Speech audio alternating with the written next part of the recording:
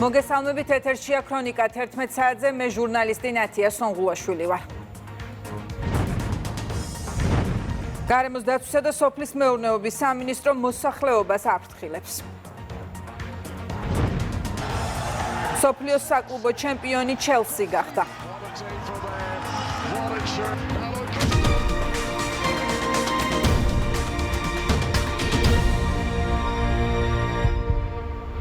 საგამოძიებო კომისია მუშაობას განაგრძობს. დღეს კომისიის წევრები შეიკრიბებიან და ნაციონალური მოძრაობის დანაშაულებზე რამდენიმე ადამიანს მოусმენენ. სხდომა პირდაპირ ეთერში არ გადაიცემა. 5 აგვისტომდე სამკაციანი შემადგენლობით მოусმენენ გამოსაკითხ პირებს.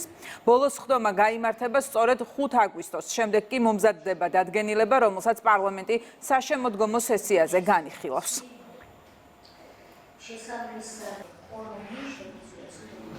გარემოს დაცვისა და სოფლის მეურნეობის სამინისტრო მოსახლეობას მოუწოდებს დღეში გადაადგილების დროს განსაკუთრებული სიფრთხილე გამოიჩინონ და დაემორჩილონ დადგენილ აკრძალვებს.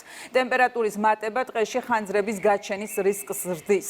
კანონით დღეებში სახანძრო უსაფრთხოების მოთხოვნათა დარღვევა, რასაც მოჰყვება დღეში ხანძრის გაჩენა ან მისი გავრცელება გარკვეულ ფართობზე, აგრეთვე ტყის მოსპობა ან დაზიანება, ცეცხლის წაკიდების ან ცეცხლისადმი დაუდევრად მოპყრობის შედეგად გამოიწვევს დაჯარიმებას 300-დან 500 ლარამდე. დღეში დაუდევრობით გამოწვეული ხანძრის შემთხვევაში კანონი ითვალისწინებს თავისუფლების აღკვეთას 4-დან 8 წლამდე.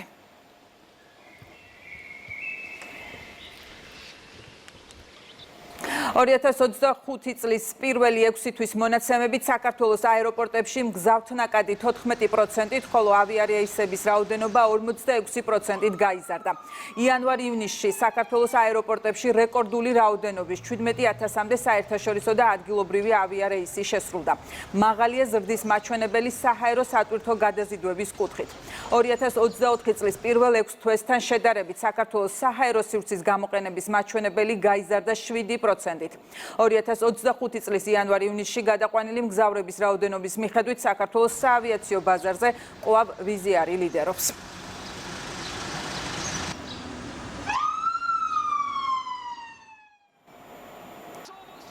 კამპანია არა ნარკოტიკს ფარგლებში ამჯერად შეჯიბრება სამეგრელო ზემო სვანეთის რეგიონში გაიმართა, სადაც 600-მდე ახალგაზრდა მონაწილეობდა და გამარჯვებული საფეხბურთო კლუბი ფოთი გახდა. ტურნირის ჩატარების მთავარი მიზანი ჯანსაღი წესის ცხოვრების პოპულარიზაციაა და ნარკოტიკების წინააღმდეგ ბრძოლის ხელშეწყობაა.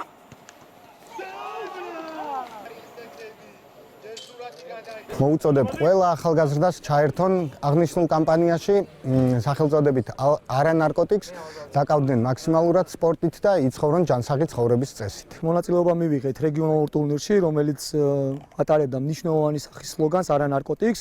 საბედნიეროდ გავიმარჯვეთ. მსგავსი სახის ტურნირები და აქციები უნდა ჩატარდეს ხშირად, რადგან მოქალაქეებში დავნერგოთ ჯანსაღი ცხოვრების წესი. საკმაოდ საინტერესო ტურნირი ჩატარდა, მით უმეტეს ძალიან კარგი დევიზით არა ნარკოტიკს, ძალიან დიდი იყო ჩართულობა. ყველა სამეგრელოს რეგიონიდან სრულად ვიყავი წარმოდგენილი, საკმაოდ დაძაბული თამაშები ვიხილეთ, იყო ემოციური მატჩები ბევრი. ქრონიკა დასრულებულია, პირდაპირ ეთერში 14 საათზე დავბრუნდებით. დროებით.